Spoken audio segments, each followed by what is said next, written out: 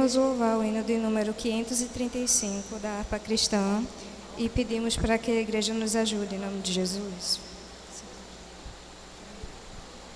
Tu és fiel, Senhor, meu Pai celeste, pleno poder aos teus filhos darás. Nunca mudaste, tu nunca faltaste.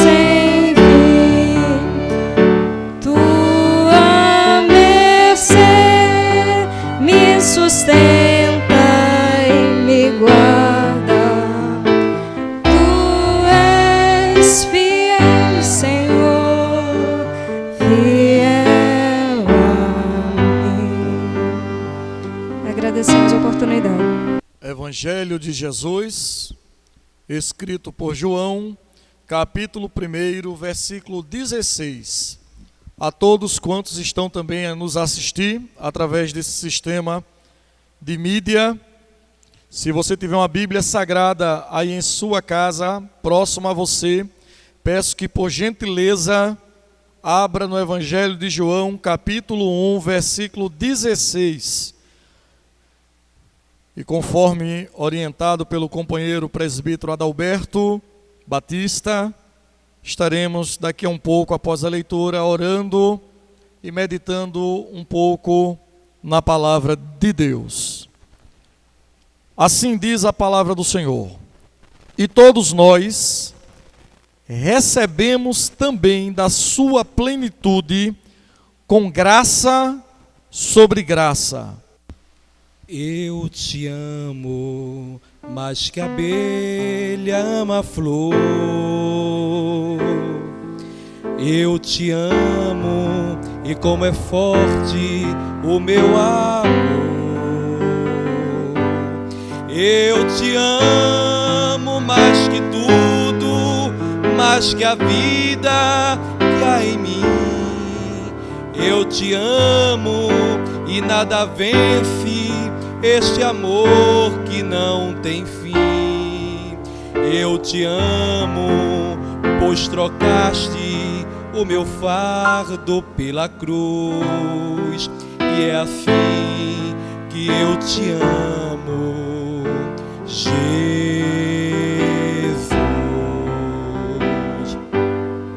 Eu te amo, mais que um preso anseia ver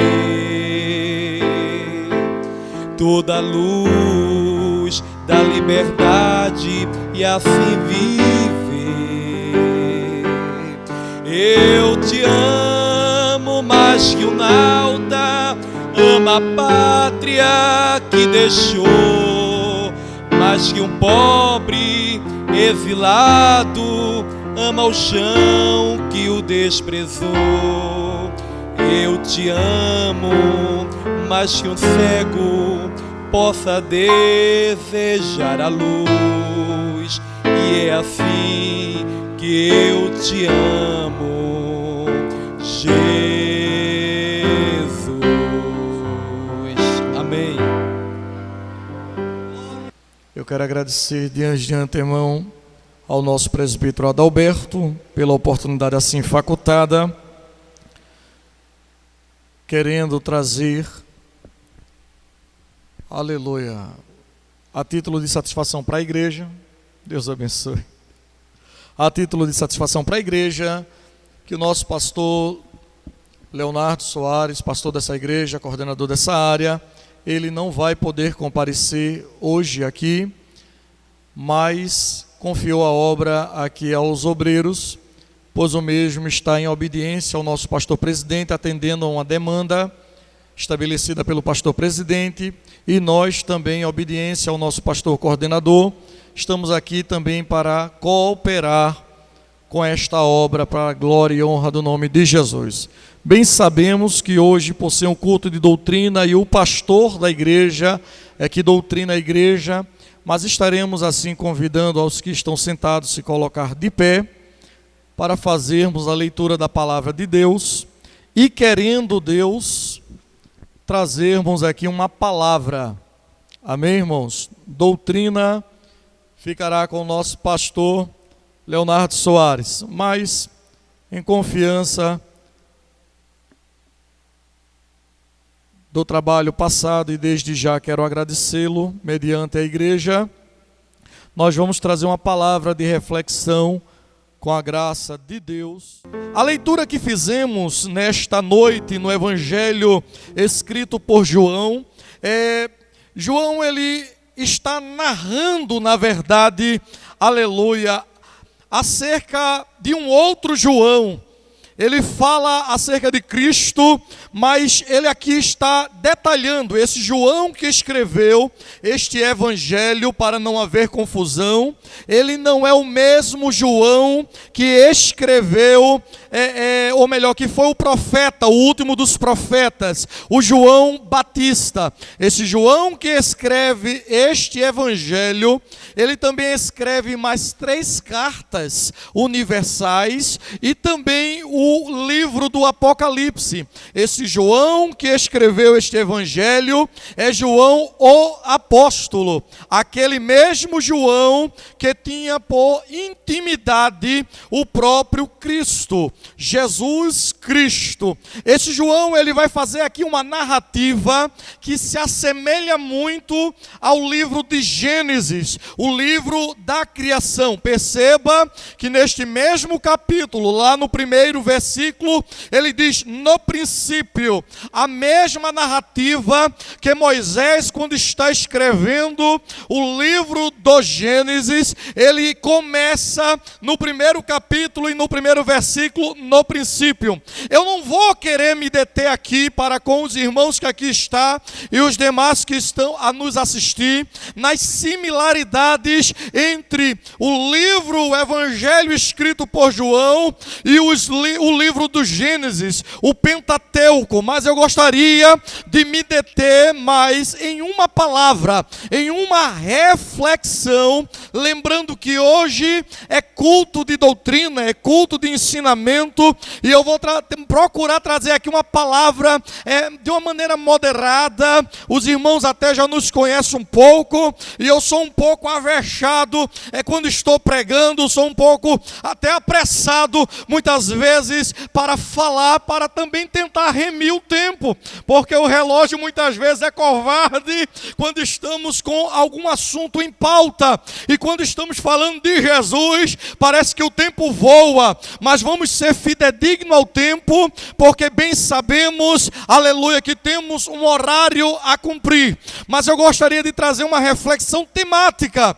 algumas lições, ou pelo menos uma lição, neste versículo que João, ele deixa escrito falando: e todos nós recebemos também da sua plenitude, com graça sobre graça. Eu vim nesta noite aqui, aleluia, comunicar com os irmãos de maneira em unidade uma lição, aleluia, sobre a graça de Deus. Aleluia, bem falou aqui o presbítero Cosme, quando ele disse que está escrito, e isso está no livro de João capítulo 15, quando o próprio Jesus, ele falou: sem mim nada podeis fazer. É bem verdade isso. Sem a graça de Deus em nossas vidas, nós nem aqui estaríamos. E eu vim falar justamente disso, a graça de Deus, uma lição sobre a graça de Deus. Aleluia,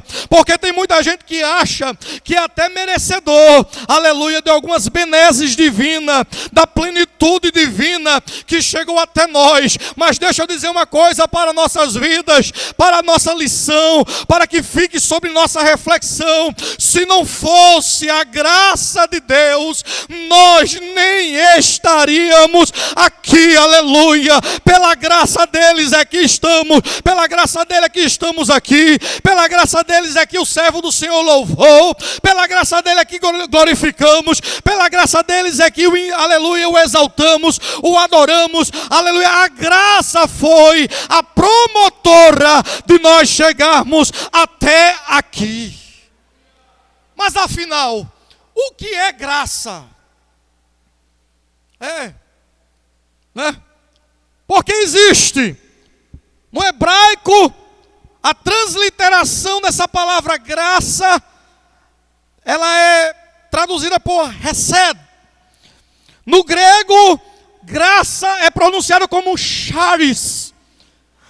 No termo latino, é chamado como gratia. Não importa em qual idioma a expressão do termo é feita, a pergunta é uma só, e a resposta em qualquer desses termos é a mesma. Seja no hesed, no charis ou no gratia, graça é um favor, uma dádiva imerecida, que nós não merecíamos, que Deus nos concedeu. Logo, graça se traduz por uma dádiva não merecida. Aleluia, aleluia, aleluia. Ah não, mas aí o senhor está equivocado, porque eu dou esmolas, porque eu, irmão Leonardo, eu tenho minhas graduações, porque o meu vernáculo me permite estar na plataforma, na tribuna.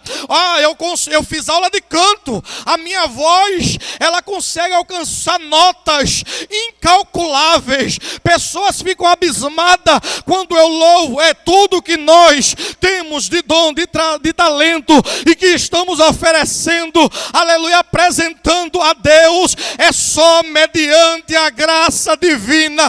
Nada pode, aleluia, suplantar a graça que a nós fora revelada. Aleluia, Glória a Deus. Aleluia. É somente através da graça que o ser humano, ele é capacitado, olha só, capacitado a usufruir, a aceitar os benefícios e compreender as benesses, os benefícios da salvação. Não é por mérito, é pela graça. Vamos abrir a Bíblia? Eu não vou estar aqui falando só das questões pedagógicas, mas abra aí a sua Bíblia, na carta que Paulo escreve aos Efésios. Efésios capítulo 2, versículos 8 e 9. Vamos ver o que é que Paulo tem a nos falar sobre a graça.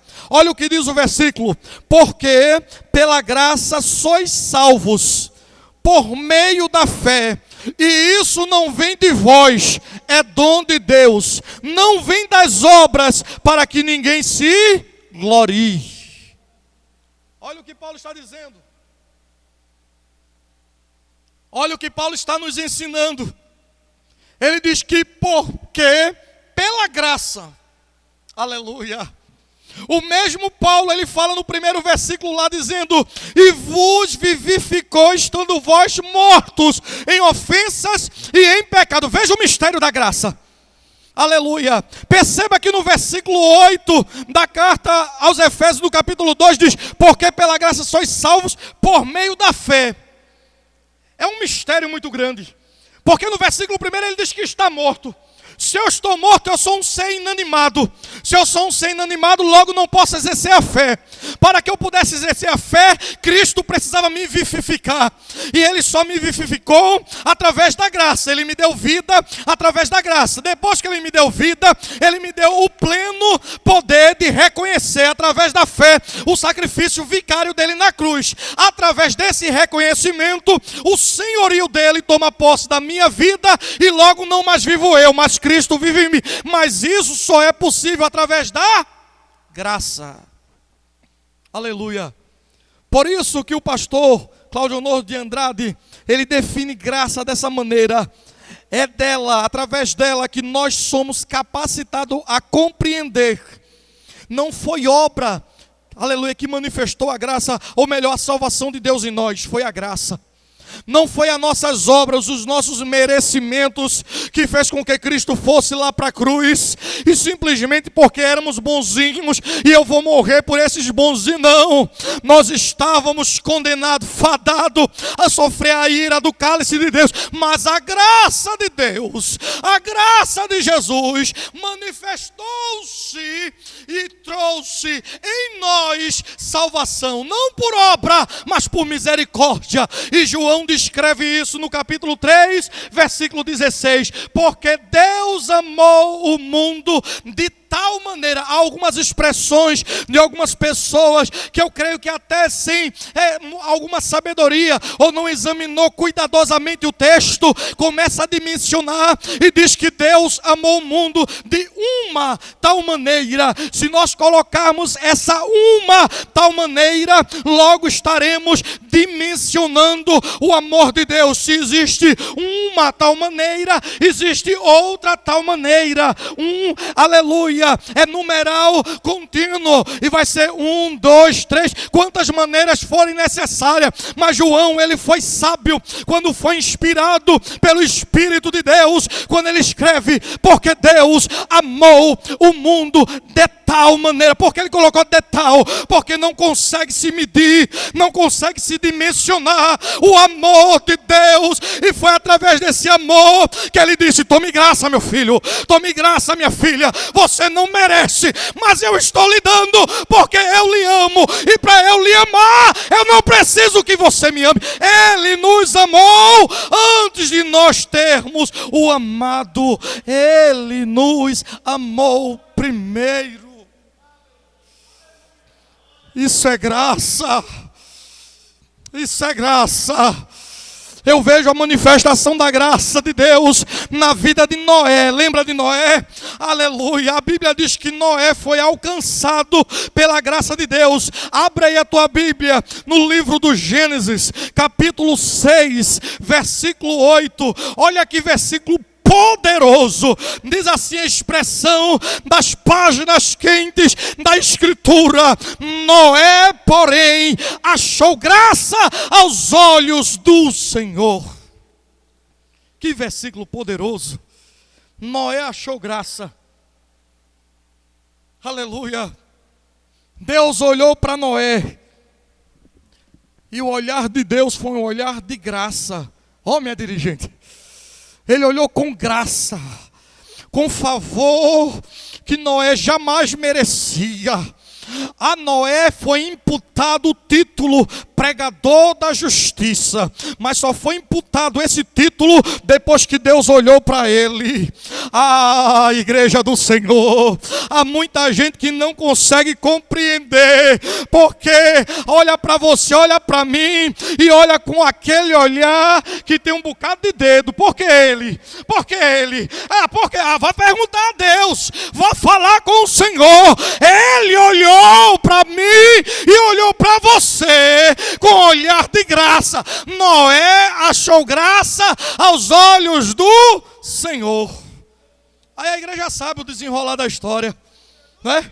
Deus disse: Noé, vou destruir, vou acabar, o pecado chegou até mim, constrói a arca. Noé construiu a arca. Deixa eu revelar aqui um segredo na vida de quem acha graça aos olhos do Senhor. Ei, se você, aleluia, está embaixo dos olhos de Deus, e Deus está te olhando com um olhar gracioso, amoroso, que só Ele consegue olhar. Ei, deixa eu te dizer uma coisa, isso é um mistério que a graça me ensina, nos ensina, aleluia. Quem é achado aos olhos da graça de Deus jamais cai no seu esquecimento. Quem é achado aos olhos da graça de Deus jamais cai no seu esquecimento. Eu posso lhe esquecer, eu posso. Eu tenho um problema muito sério em guardar nomes. É uma dificuldade.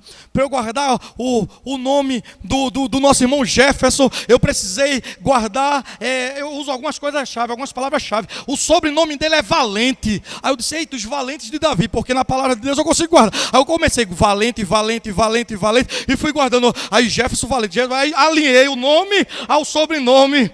Eu posso esquecer.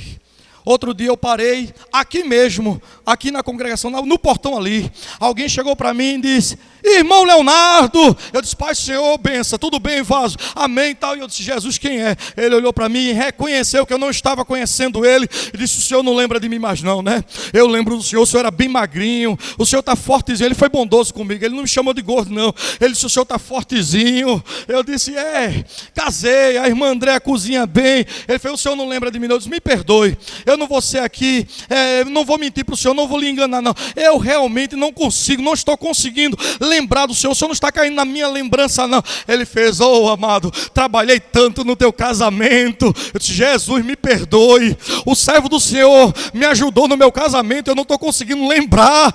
Oh meu Deus do céu, me perdoe, meu amado. Comecei a pedir perdão a ele. Ele disse: tudo bem, aleluia. Eu nunca deixei de orar pelo Senhor, eu sabia que o Senhor um dia retornaria para cá, o Senhor ia estar por aqui. Eu disse: meu Jesus do céu, aleluia. Agradeci, mas fiquei por dentro: meu Deus, ele caiu no meu esquecimento. Irmão, é lapso, acontece. Muitas vezes você é esquecida pelo homem, você é esquecido pela mulher. A mãe pode até vir a esquecer-se do filho, é coisa muito difícil, mas ela pode vir a esquecer-se do filho. Mas quem, aleluia, é alcançado pelos olhos da graça de Deus, não aleluia, não cai, aleluia, jamais será esquecido por ele. A Bíblia diz que o dilúvio veio, Noé fecha a arca, ele trancou por dentro, Deus selou por fora, as águas subiram, a terra foi toda encoberta de água. Mas no capítulo 8 do livro do Gênesis, no versículo 1, a palavra diz: e lembrou-se Deus de Noé. Lembra? Ele achou graça aos olhos de Deus, e quando tudo parecia perdido, Deus disse: calma, Noé, você está aqui na minha lembrança, eu te gravei na palma da minha mão. Aleluia, aleluia, aleluia, aleluia. a graça também nos ensina, eita que eu tenho que correr, aleluia, que ela trabalhou na vida de Moisés. Deus chamou Moisés porque o clamor do povo chegou até ele, lembra? Lá no capítulo 3, Moisés, ele já tinha, eu coloquei aqui, aleluia, um sermãozinho rápido, para podermos entender isso aqui. É uma lição sobre a graça, só uma. A graça tem várias lições, a graça nos ensina muita coisa, aleluia, mas eu só quero trazer uma lição sobre a graça. E na vida de Moisés, o povo estava lá aprisionado, 430 anos, no Egito, chorando, sendo angustiado, sofrendo, comendo machismo, quiabo, uns legumes que não tinha sabor algum, sofrendo, amassando palha no meio do lamaçal, betumando, fazendo argamassa, o chicote nos ombros, clamaram a Deus. Deus chama Moisés, e Moisés vem, e no capítulo 3, versículo 21, Deus diz para Moisés, olha, o povo de Êxodo, capítulo 3 de Êxodo, versículo 21, Deus diz para Moisés a seguinte expressão, olha o que diz a palavra de Deus, é graça, veja o que é graça. Veja o que a graça faz. Versículo 21 da palavra de Deus. Aleluia. E eu darei graça a este povo aos olhos dos egípcios. E acontecerá que quando sairdes, não saireis vazio. Vamos aprender um pouquinho com isso aqui. Moisés chega até o faraó. Ele fala com o faraó. Aleluia. E quando ele fala com o faraó libera o povo. Mas Deus já está revelando o que iria acontecer. Isso só vai acontecer lá pelo capítulo 14. Mas no capítulo 3, Deus já está dizendo, vai sair do Egito, e no tempo que for sair do Egito, não vai sair de mão vazia. Deixa eu trazer isso para os nossos dias. Muitas vezes a luta está tão grande, você olha para um lado e está tudo parado. Você olha para, vamos usar o Brasil, vamos usar essa crise como exemplo,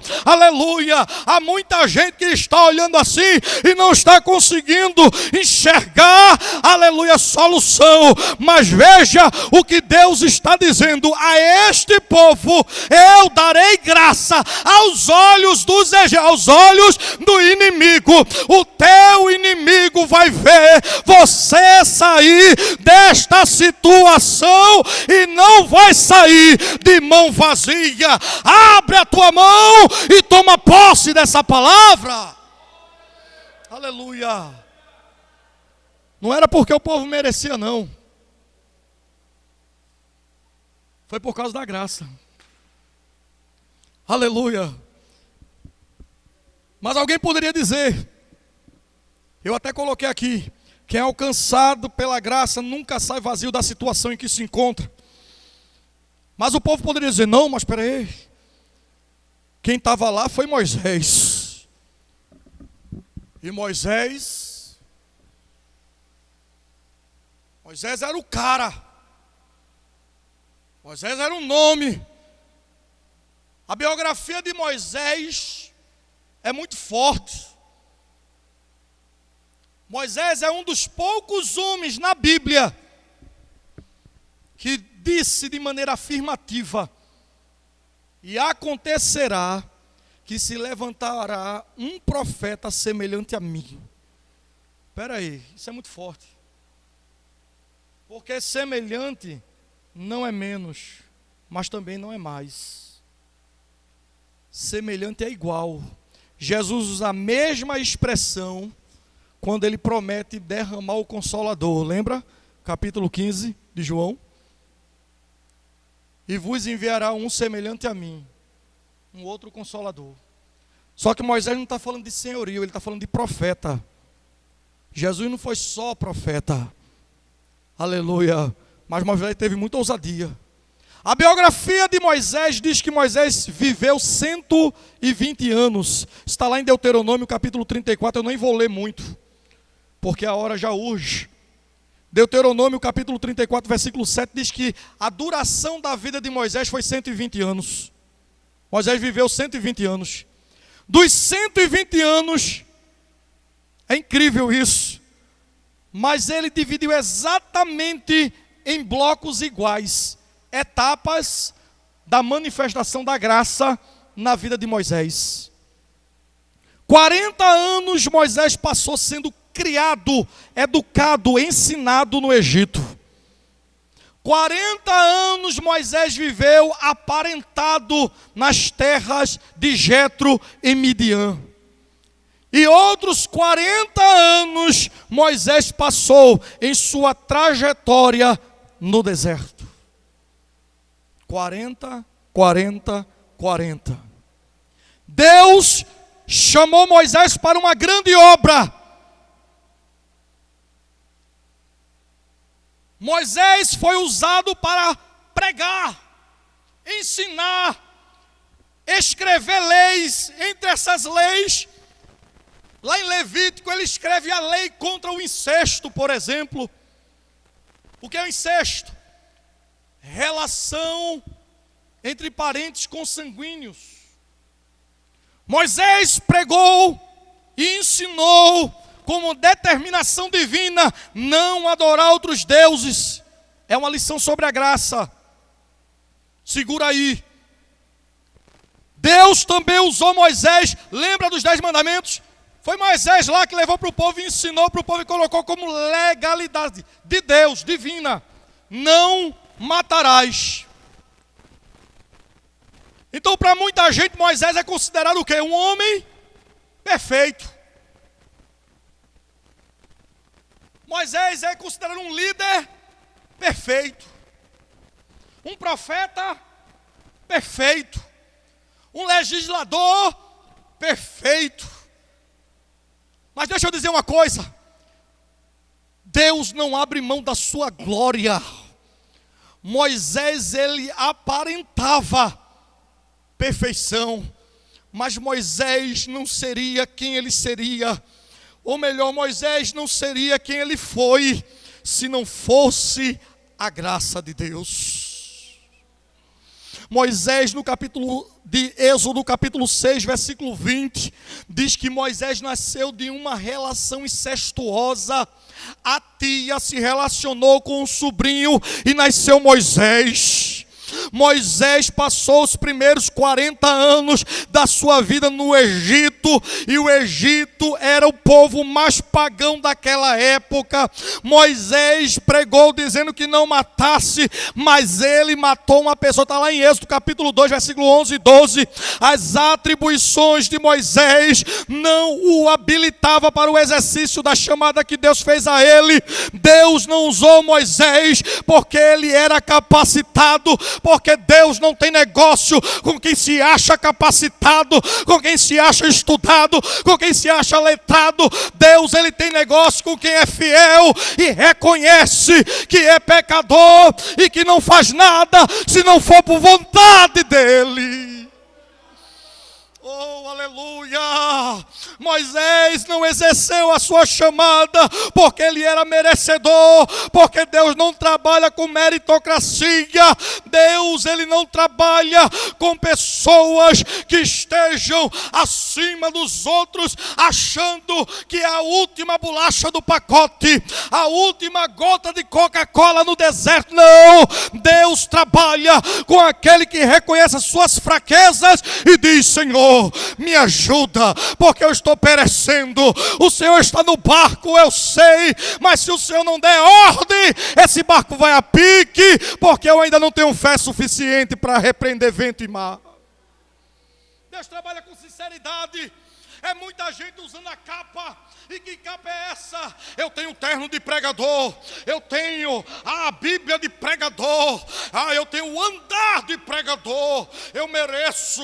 Ei, Deus não trabalha com credencial, Deus trabalha com fidelidade. A graça de Deus, aleluia, aleluia, é a razão de estarmos aqui. A graça de Deus é a razão de pregarmos, a graça de Deus é a razão de vivermos, a graça de Deus é a razão de louvarmos, a graça de Deus é a razão de o adorarmos. Sem a graça dele, nem condições para isso nós tínhamos.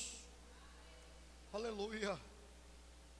Diz a palavra amada, em suas páginas quentes, aleluia, que o véu estava lá, tampando o acesso, mas até o véu ele rasgou, para demonstrar a graça dele por mim e por você. Então o adore, porque ele é merecedor, aleluia, e não só porque ele é merecedor, porque ele nos ofereceu a sua graça, para nós o adorarmos. Esta mesma graça se manifestou em nosso favor, está lá em Tito capítulo 2, versículo 11, quando ele diz: a graça de Deus se há manifestado, trazendo salvação a todos os homens. Ou seja, se Deus não manifesta a sua graça, nós não estaríamos salvos. Se Deus não manifesta a sua graça, não haveria o eletrônico. Se Deus não manifesta a sua graça, não estaríamos aqui compondo o ministério. Se Deus não manifesta a sua graça, não haveria a igreja o adorando. Mas graças a Deus que ele por amor enviou Jesus e manifestou a sua graça por nós. Aleluia, aleluia. Mas espera aí, o milagre da graça, ele é pautado, e eu já encerro com isso, em que Deus, ele nos vivificou. Como é isso? Se diz a Bíblia em Romanos 3:23, ou é 6:23, se não me falha a memória, que todos pecaram e destituídos estavam da glória de Deus. Aí vai mais além, nessas mesmas referências que eu acabei de fazer. Diz que o salário do pecado é a morte. E há uma vírgula aí. Aleluia. Depois dessa vírgula há uma afirmação que Paulo fala, Técio escreve e chega aos nossos dias. Em Romanos: mas o dom, a dádiva, o presente, a oferta gratuito de Deus é a vida eterna. Como é que isso pôde ocorrer? Está lá no capítulo 5, a partir do versículo 20, da mesma carta a Romanos. O pecado estava abundante, transbordante, enchendo, no limiar da tolerância da justiça de Deus. Aí veio a graça. E a Bíblia diz que aonde abundou o pecado, superabundou a graça. Quando Satanás levantar o teu adversário para te acusar, falar das tuas falhas lá de trás, do teu passado, você diz: Jesus já me perdoou. Aí o diabo vai usar alguém até para perguntar: como? Você não é merecedor. Eu sei que eu não sou merecedor, mas a sua graça, ela foi maior que o pecado. E a lei da física mostra, aleluia, que quando um corpo é superior a outro corpo, aquele corpo superior, ele governa na escala da física. E eu levo isso para o lado espiritual. Aquilo que é maior governa, e o pecado ficou menor do que a graça, porque a graça superamudou. O que é isso, irmão Leonardo? É que o pecado caminhava e caminha até a morte, e passa-se ali um ponto final, porque aquilo é o resultado do pecado. Mas vem Jesus e no ponto final ele passa uma vírgula e diz: vai continuar, porque a graça é maior. Então aonde abundou o pecado, aleluia, leva até a morte. Jesus se fez pecado, foi até a morte, mas diz a Bíblia que no terceiro dia ele ressuscita. Superabundou a graça, superabundou a graça, superabundou a graça. Pegou o pecado e disse: está pago. Olha aqui a cédula do pecado, eu paguei, eu sou maior, o sacrifício é maior. Cristo Jesus nos ofereceu a graça para vivermos nela. Viva pela graça. Se for fazer alguma coisa, faça pela graça. Você pode fazer Satanás quer apontar o teu passado, mas diga para ele que seu presente, Jesus Cristo, já modificou, e o seu futuro, no desejo dele, era o inferno, mas pela graça de Deus, é os céus. Os céus nos espera para a glória do nome de Jesus. Que Deus abençoe. Nenhuma condenação há para quem está em ti, Jesus, cuja vida coberta está pelo sangue que desceu na cruz.